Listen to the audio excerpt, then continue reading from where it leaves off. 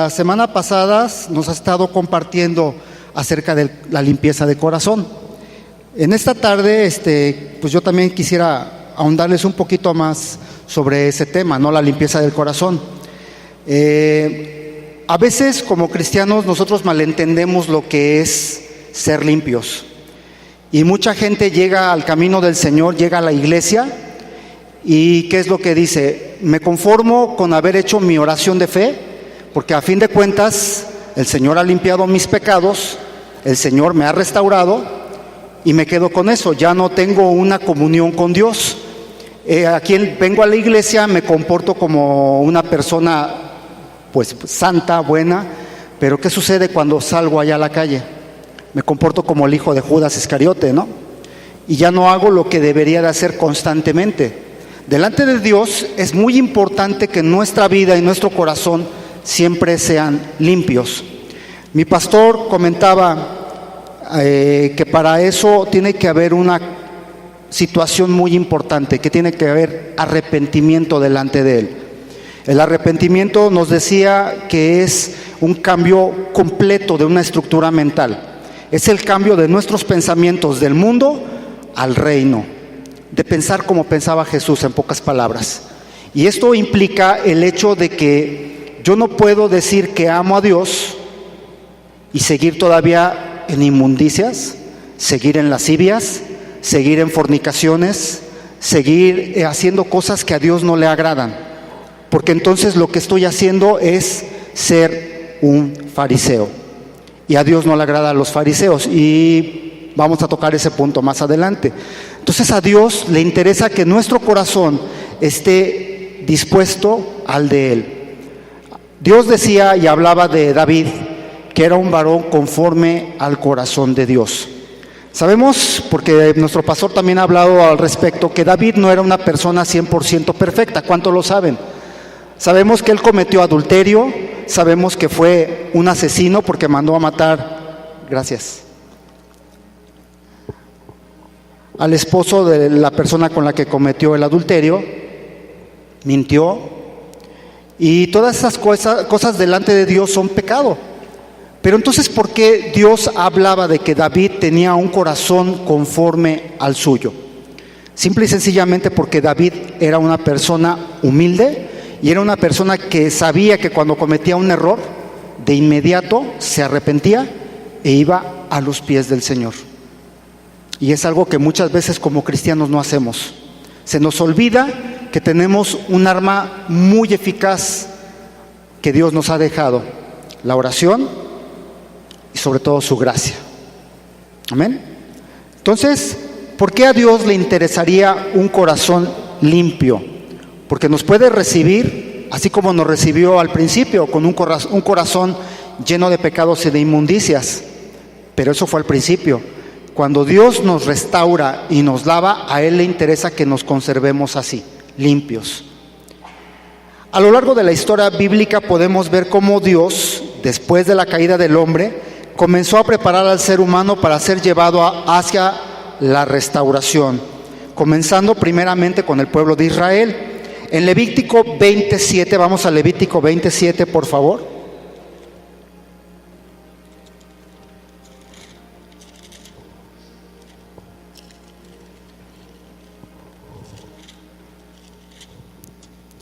Dice así: santificaos pues y sed santos, porque yo Jehová soy vuestro Dios. Aquí la palabra santo sabemos que significa apartados para el servicio de Dios, pero en el original hebreo tiene otra acepción. Significa una persona pura, sin dobleces, y también significa una persona que no tiene nada que deberle a nadie. Entonces es importante que entendamos que Dios estaba diciendo aquí en esta cita: sed puros, no tengan nada que deberle a nadie y no tengan doble cara. Porque muchas veces así nos comportamos. Llegamos a la iglesia, doblamos nuestra rodilla y Señor, te pido perdón, y estamos aquí haciendo toda la liturgia, pero allá afuera se nos olvida que somos cristianos. Volvemos a caer todavía en los roles del pasado. Volvemos otra vez, como dice la palabra, sobre la corriente de este mundo. Y a Dios no le agrada que tengamos ese tipo de actuar en nuestras vidas. Podemos ver que Dios desea que tengamos una condición en el corazón que habla de ser limpios, puros y sin dobleces. Para esto es necesario que analicemos lo que significa la palabra limpio. En el original griego de las Escrituras es la palabra kataros, que significa limpio, sin fraude, genuino, y esta palabra se utilizaba en los tiempos de Jesús para representar, entre otras cosas, punto número 1, el agua pura, óptima para beber, porque el agua representaba la palabra de Dios, y la palabra de Dios tiene que ser pura, tiene que ser sin ningún tipo de contaminación.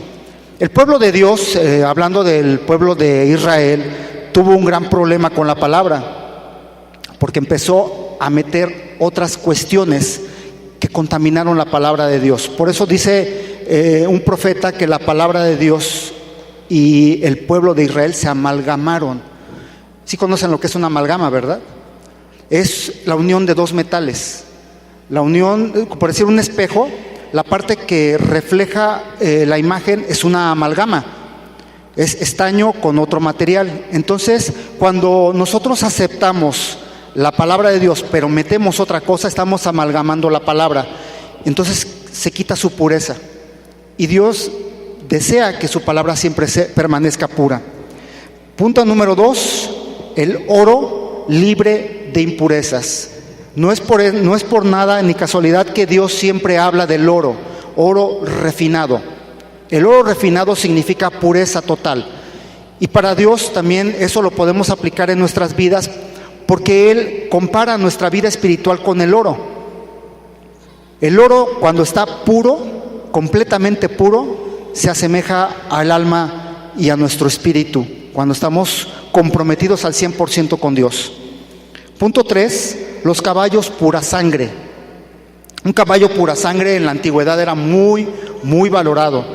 Valía inclusive más que la vida de muchos hombres, por la cuestión de que tenía linaje, tenía pureza en su sangre, y aparte iba a dar la opción de que cuando éste se cruzara con alguna yegua también de pura sangre, iba a dar pues un fruto aceptable. Por eso es que era muy cotizado en los tiempos bíblicos. Punto número 4, una mujer pura y virgen. La virginidad no solamente era en el aspecto sexual, también era en la cuestión del corazón y en la forma de pensar. Esa era la pureza que Dios esperaba de una mujer. Punto 5, la leche sin adulterar. En ese tiempo los judíos no les gustaba la leche bautizada, como aquí en México, ¿no? Que es muy común que la adulteren, que le pongan otro componente para hacer que rinda más.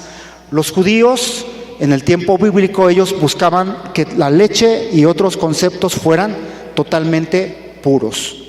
Y último punto, número 6, las personas sin deuda.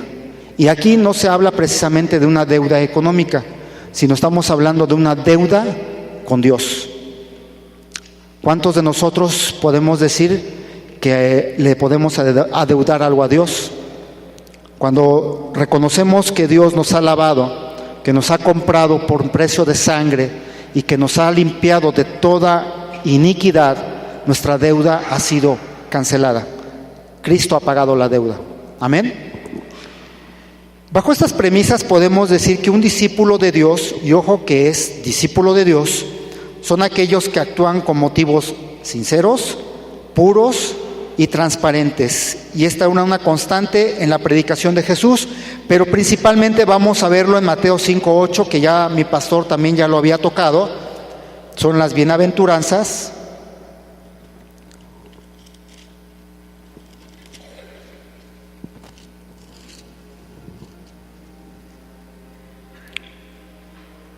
Mateo 5:8. ¿Ya lo tenemos? Dice, bienaventurados los de ¿qué? Limpio corazón, porque ellos ¿qué? Verán a Dios. No sé tú, mi hermano, pero cuando mi pastor tocó este punto me hizo pensar y reflexionar mucho, porque a fin de cuentas nos podemos portar muy bien, Podemos estar haciendo muchas obras buenas delante de Dios, pero claramente aquí Jesús dice: los de limpio corazón verán a Dios. Y esto no quiere decir que lo vamos a lo mejor ver en este mundo, pero es una promesa que Dios nos hace, que si nosotros caminamos en esta tierra con un corazón limpio constantemente, nuestra promesa es de que cuando vayamos a la presencia de Dios podremos ver su rostro, podremos contemplar su cara. Y yo creo que es un aliciente para todos y cada uno de nosotros, que eso nos sirva para que podamos impulsar nuestra vida día a día, para llegar a tener un corazón limpio todos los días, para que todos los días nos despojemos de toda maldad, de toda impiedad, de toda situación que no le agrada al Señor, y podamos estar bien delante de su presencia. Amén. Porque podemos ver que esta bienaventuranza se nos da una promesa, que si tenemos nuestro corazón limpio delante de Él, lo podremos ver. Para esto se nos deja ver que el corazón de nosotros debe ser sin dobleces ante Dios y ante los hombres. Ahora, los limpios de corazón son todos aquellos discípulos que, punto número 1, son misericordiosos con otros hermanos y con la gente. Esto implica el hecho, hermanos, de que a lo mejor en mi caminar cristiano me van a lastimar, me van a ofender, me van a vituperar por el evangelio o por lo que tú quieras, me van a hacer tal vez pedacitos, me van a pisotear. Pero esto implica el hecho que en mi corazón haya un mismo sentir, como dice en Filipenses, no el mismo sentir que hubo en Cristo Jesús. Y ese mismo sentir es que tenga la misma conciencia, la misma identidad que tenía Cristo. Cristo perdonó de inmediato. Cuando vemos, cuando Jesús estaba siendo maltratado, cuando estaba siendo sobajado por los israelitas, principalmente por los saduceos y fariseos, cuando antes de su pasión, que fuera azotado, podemos ver que el corazón de Jesús estaba pasible. El corazón de Jesús ya había perdonado. No lo dice la palabra exactamente, pero podemos ver por la actitud del Maestro que Él ya había perdonado todos esos pecados que se cometían delante de Él. Un salmo inclusive dice que mesaban su barba, que lo golpeaban, que lo vituperaban, que lo abofeteaban, y aún así su corazón estaba tranquilo.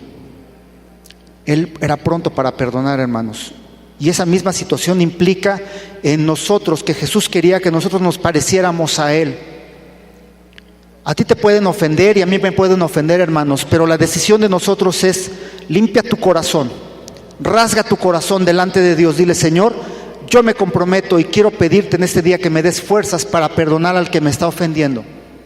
Y asimismo, cuando yo ofendo, Señor, en este momento voy y me pongo a cuentas con mi hermano.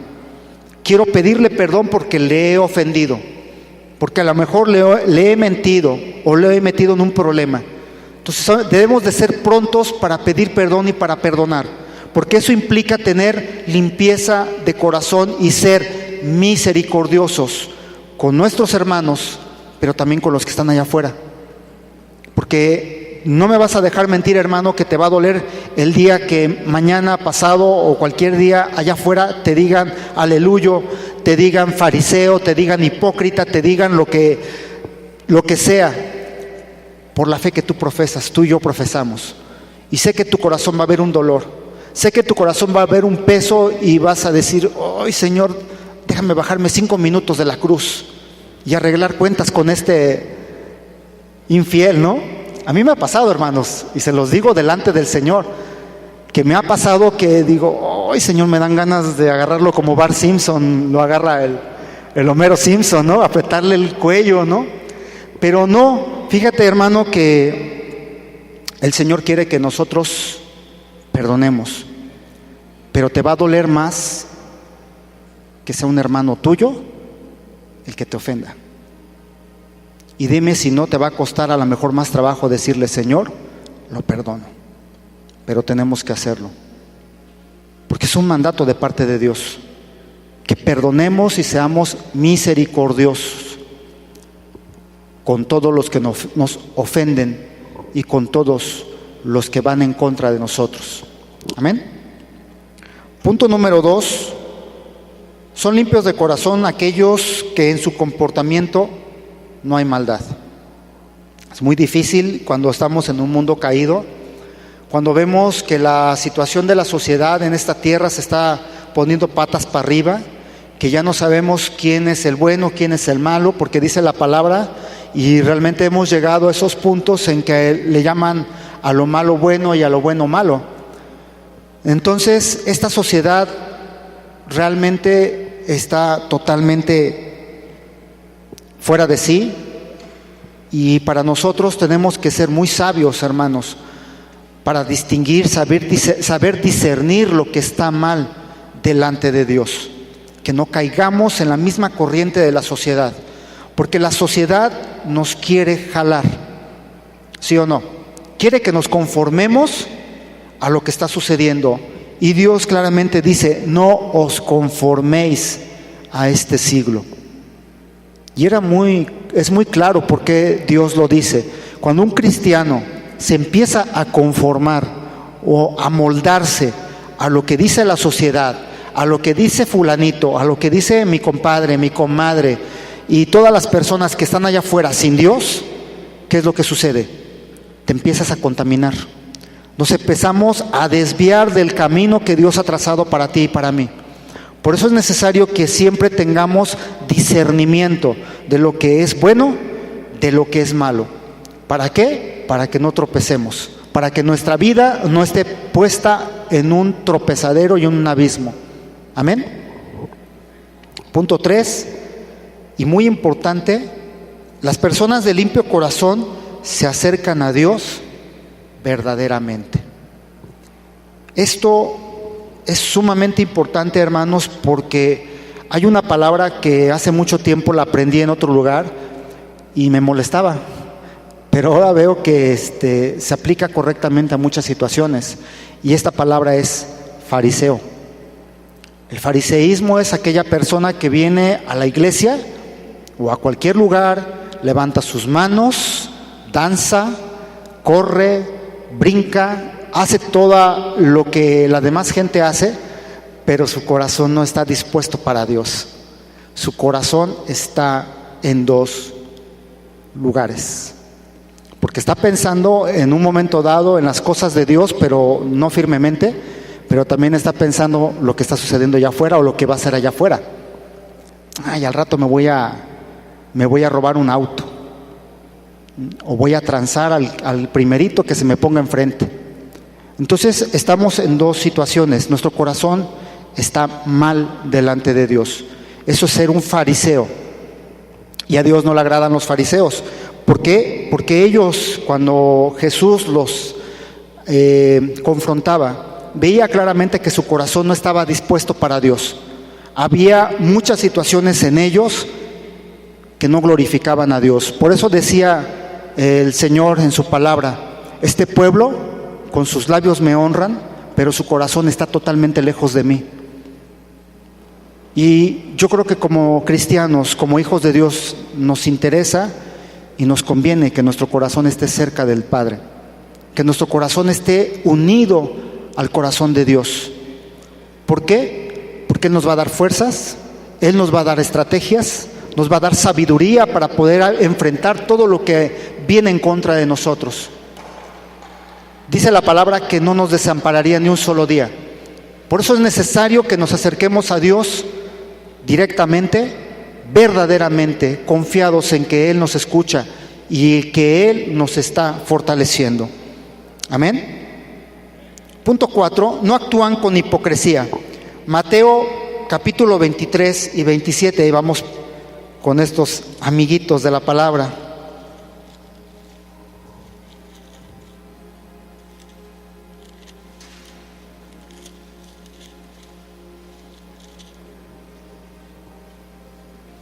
¿Ya lo tenemos?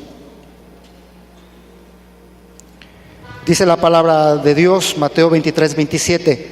Ay de vosotros, escribas y fariseos. Y es una palabra fuerte la que les dice: hipócritas, porque sois semejantes a sepulcros blanqueados, que por fuera a la verdad se muestran hermosos, mas por dentro están llenos de huesos, de muertos y de toda inmundicia. No crean, hermanos, que el Señor los estaba ofendiendo, les estaba diciendo la verdad. Y sinceramente, a mí, personalmente, a mí sí me dolería que el Señor me dijera hipócrita, porque es algo muy fuerte delante del Padre, el ser un hipócrita. ¿Y esto por qué? Porque la palabra hipocresía no se las dijo Jesús como ofensa. Esta palabra originalmente es hipocrisis, que significa responder con máscaras. Esta palabra hipócrita era una palabra que en el antiguo imperio griego, se les aplicaba a... ¿Cuántos han visto el teatro? ¿Sí? ¿Alguien ha ido al teatro? ¿Sí? ¿Quién conoce las tragedias griegas? O la historia de las tragedias griegas. Bueno, para platicarles un poquito, en los teatros griegos había unas personas que se llamaban actores. Y estos actores, dependiendo de la obra, ya fuera una comedia o ya fuera un drama o una tragedia, se ponían máscaras con el rostro acorde a lo que estaban haciendo. Si era una tragedia, se ponían una cara con un rictus de dolor. Si era una comedia, se ponían una cara sonriente. Entonces, por eso a los actores se les decía que eran hipócritas, porque actuaban con máscaras. Y muchas veces nosotros actuamos con máscaras. Sobre todo cuando llegamos al camino de Dios, venimos plagados de máscaras. Yo creo que nos hubieran dicho que éramos los 1000 máscaras o Blue Demon, ¿no? Porque nos cambiamos una máscara para cada actitud o para cada momento, ¿sí o no? Y no me van a dejar mentir, porque así nos comportamos los seres humanos, ¿no? ¿Sí? Muchos llegábamos, pero porque yo me cuento como primero, llegábamos a la iglesia con la máscara de la Chabela. Sí, o sea, llorando y gimiendo, y Señor, perdóname, y Señor, mira que me he comportado mal, perdóname, porque me comí una dona y es pecado, Señor, y me eché un cafecito y es pecado, Dios. Y así veníamos, con una máscara. Y a lo mejor nos veía nuestro pastor así con cierta cara de dolor y te decía, ¿cómo estás? Y te ponías la máscara sonriente. Bien, pastor, muy bien, echándole los kilos. Eso es un hipócrita. Y los fariseos en el antiguo Israel, así se comportaban. Por eso Jesús les decía, hipócritas. ¿Se acuerdan del publicano y del fariseo? ¿Qué es lo que hacía el publicano? Decía, Señor, sé propicio a mis maldades y a mis pecados. Pero ¿qué había en el corazón del publicano? Había sinceridad. El publicano se despojó totalmente de sí mismo y le decía, Señor, aquí estoy, escudriña mi corazón, fíjate cómo estoy dentro, Señor, que mi corazón está podrido, pero necesito tu gracia, necesito tu perdón, necesito que tú me restaures, Dios. Pero ¿qué decía el fariseo? Señor, te doy gracias porque no me hiciste como ese publicano. Triste, ¿no? O sea, él tenía un concepto más alto de lo que verdaderamente debería de tener. Se estaba poniendo arriba del publicano, pero realmente delante de Dios, ¿quién estaba más alto? El publicano. Tenía un corazón conforme a Dios. Dios dice, humíllate. Dios dice, despójate de todo orgullo. Y no es casualidad que se ha estado clamando porque nos despojemos del orgullo. Que quitemos esa raíz satánica de nuestras vidas, porque es un impedimento para que tengamos un corazón limpio delante de Dios. Urge que tengamos humildad dentro de nosotros. Y Jesús le decía a estos fariseos que se despojaran de toda esa hipocresía, de todas esas máscaras, y que se mostraran tal cual eran. Pero no les convenía. La cuestión es de que el pueblo de Israel, ¿cómo los veía? Los veía arriba, los veía muy por alto. No por nada eran los sacerdotes, pero no estaban haciendo lo correcto delante de Dios. Amén.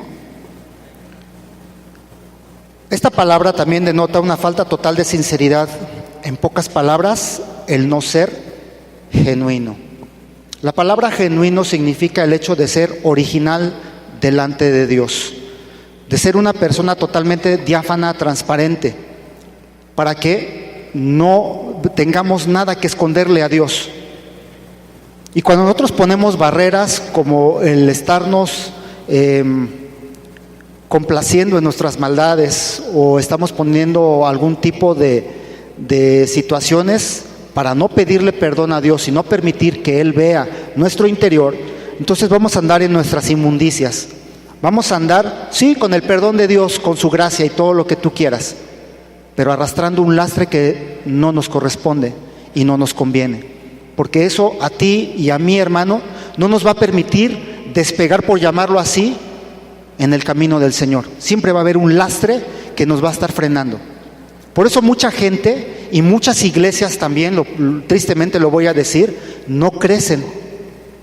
Siguen en la misma situación. 2, 3 gatitos en la congregación y tan párale de contar. Por eso es necesario que en las iglesias y sobre todo en nosotros como personas, como discípulos del Señor, tengamos esa disposición a ser transparentes, a rendirle cuentas al Señor. Decirle: Padre, quiero ser totalmente transparente contigo. Aquí están mis pecados, Dios. Y hoy me arrepiento de todo ello y te pido que tú me limpies, que tú me laves y restaures todo en mí. La mayoría de nosotros en un tiempo tuvimos que batallar con esta condición. Tuvimos que llegar a la conclusión al convertirnos a Dios que nos urgía cambiar el rumbo de nuestra vida, y el corazón es lo primero delante de Dios. El corazón, del griego cardia, denota el lugar más profundo donde se alojan los sentimientos, los valores y donde se encuentra todo lo que se relaciona con la vida espiritual del hombre, y es allí lo que Dios quiere cambiar prontamente. Si se dan cuenta, en la palabra Dios siempre habla del corazón del hombre. Habla que el corazón del hombre está inclinado siempre a la maldad. Habla que el corazón del hombre necesita ser cambiado. Habla que el corazón del hombre necesita el corazón de Dios. Esto lo podemos ver en Ezequiel capítulo 11, versículo 17 al 21, por favor.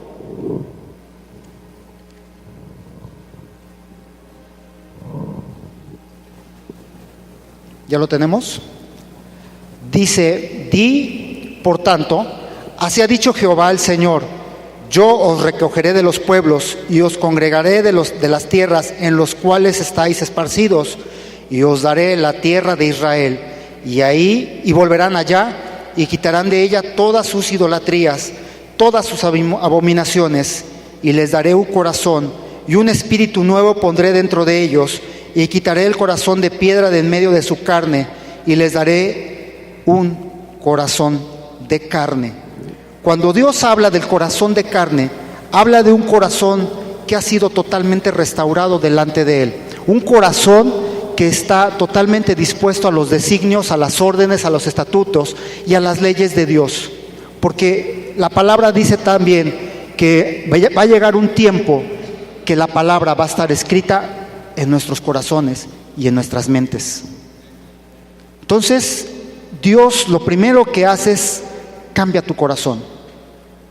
Y no me vas a dejar mentir, hermano, cuando hicimos una oración de fe con todo nuestro ser y con toda nuestra alma, ¿qué fue lo primero que cambió Dios? Tu forma de pensar, mi forma de pensar, tu forma y mi forma de actuar. Y sí o no, algo dentro de ti se quebró y empezó a aflorar algo. Y ese algo es querer hacer la voluntad de Dios. Querer llevar a cabo la voluntad que es agradable y perfecta del Señor en nuestras vidas. Antes yo me puedo acordar que para mí era muy difícil portarme bien. Ahora tal vez es difícil, pero ya no cuesta tanto trabajo porque tenemos a Dios de nuestro lado. Tenemos al que nos fortalece y nos infunde poder cada día. Entonces, para esto, en este capítulo de Ezequiel, y vamos a leer, por favor, el capítulo, del versículo, perdón, me quedé en el 19, 20 dice: para que anden en mis ordenanzas, guarden mis decretos y los cumplan, y me sean por pueblo y yo sea a ellos por Dios. Mas aquellos cuyo corazón anda tras el deseo de sus idolatrías y de sus abominaciones, yo traigo su camino sobre sus propias cabezas, dice Jehová el Señor. Si se dan cuenta, en este párrafo de Ezequiel, Dios nos da dos caminos. Te arrepientes y confías en mí, te cambio el corazón y tú vas a andar en mis ordenanzas. Pero ¿qué dice de las personas que no se quieren arrepentir? Dice: mas aquellos cuyo corazón anda tras el deseo de sus idolatrías y de sus abominaciones, yo traigo su camino sobre sus propias cabezas, dice Jehová el Señor. Así, cuando vemos la palabra idolatría, no significa que andemos tras los Baales nada más, que a lo mejor andemos tras una virgen, siguen haciendo. El hecho de que mucha gente ande en perversión sexual, esté viendo pornografía, o que ande de pareja en pareja, y que esas cosas no son agradables a Dios, porque Dios no quiere que nuestro ágape sea manchado, porque acuérdense que Dios dice que Él viene por una iglesia que esté limpia, sin mancha, sin arruga y nada que se le parezca, porque eso implica una separación de nosotros con Dios. Entonces, ¿de qué sirve el hecho de que Cristo haya venido a este mundo para ser sacrificado, para derramar su sangre preciosa, para que el que lo invocara fuera limpio de su pecado, si nosotros constantemente pisoteamos la sangre del pacto? Es terrible, ¿no?, lo que estamos haciendo con la sangre de Cristo. La estamos tomando por abominable, porque no la respetamos, no la veneramos, no la honramos en nuestras vidas. ¿Qué es lo que dice el Señor? Arrepiéntete de tus malos caminos, arrepiéntete de tus malas obras, porque si no, ¿de qué sirve que hayas hecho una oración de fe si te sigues y me sigo comportando como en el pasado? Es triste la realidad de personas que entonces la respuesta, la pregunta a todo esto es: ¿a qué venimos a la iglesia? ¿A deshonrar el nombre de nuestro Señor? Cuando realmente lo que deberíamos de hacer es acercarnos con un corazón contrito y humillado, como lo dice el Salmo 51. Y esto vamos a verlo, Gálatas 5, 16, 21. Son los frutos del Espíritu, pero ahorita lo vamos a aplicar de otra manera.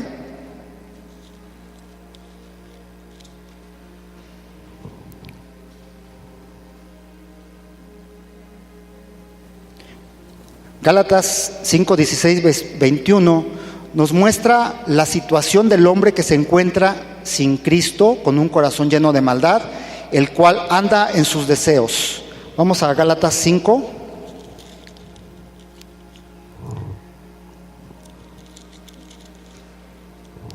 (17, 21) dice: porque el deseo de la carne es contra el espíritu, y el del espíritu es contra la carne, y estos se oponen entre sí, para que no hagáis lo que quisierais. Pero si sois guiados por el espíritu, no estáis bajo la ley. Y manifiestas son las obras de la carne, que son adulterio, fornicación, inmundicia, lascivia, idolatría, hechicerías, enemistades, pleitos, celos, iras, contiendas, disensiones, herejías, envidias, homicidios, borracheras, orgías y cosas semejantes a estas, acerca de las cuales os amonesto, como ya os he dicho antes, que las que practican tales cosas no heredarán el reino de los cielos. Fuerte, ¿no? Esto implica que la persona que no ha limpiado su corazón y persiste todavía en estas situaciones, me temo mucho que yo dudaría mucho de su salvación, porque realmente está de pensarse, ¿no? Una persona que es salva y que le ha creído a Dios, trata de cambiar todo eso, clama por la ayuda del Señor para cambiar todas estas situaciones y no persiste en sus malos caminos.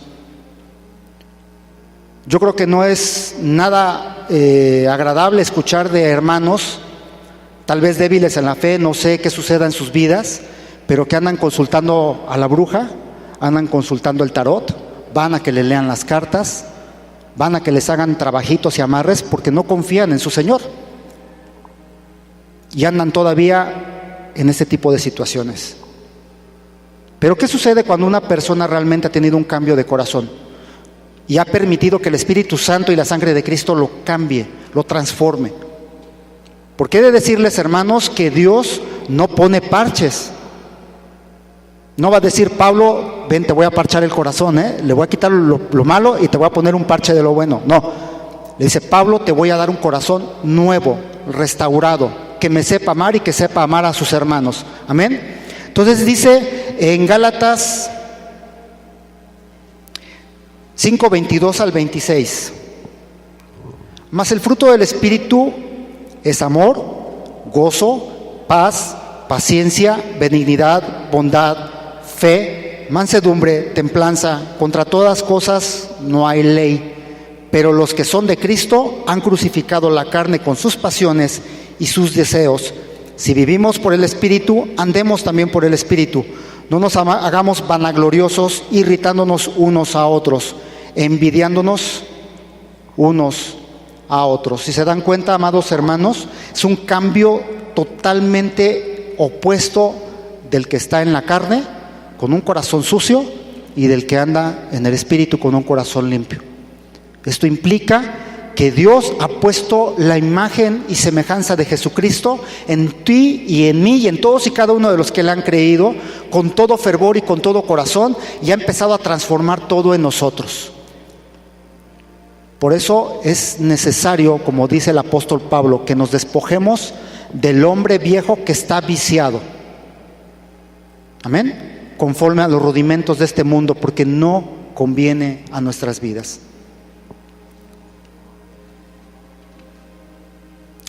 Vemos la obra de restauración que Dios por medio del Espíritu Santo puede provocar en el corazón del hombre, restaurándolo todo en él y volviéndolo a relacionar, y esto es muy importante, con nuestro Padre Celestial. Porque acuérdense que esa comunión y esa relación se perdió, pero al cambiar ese corazón, al aceptar a Cristo, vuelve a entablarse esa relación con el Padre. Por eso podemos llegar a la conclusión que a Dios sí le interesa sobremanera un corazón limpio, y a los que le buscamos también. Por eso David clama en el Salmo 51, 10, 13, vamos allá por favor, Salmo 51, 10, 13.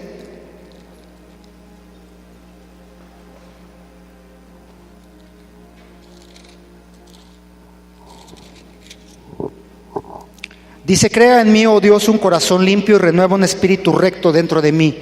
No me eches de delante de ti y no quites de mí tu Santo Espíritu. Vuélveme el gozo de tu salvación y el espíritu noble me sustente. Entonces enseñaré a los transgresores tus caminos y los sentencias. Que ellos caminos que se limpien de sus corazones, para que el Señor venga a ellos y les diga, hijo mío, bienvenido. Por eso necesitamos urgentemente que nuestro corazón esté limpio. Amén. La necesidad imperiosa de la ayuda de Dios en nuestras vidas es porque el ser humano por sí solo no es posible que logre esta meta de tener un corazón conforme al de Dios, porque no podemos confiar en el corazón humano. Jeremías 17:9, por favor.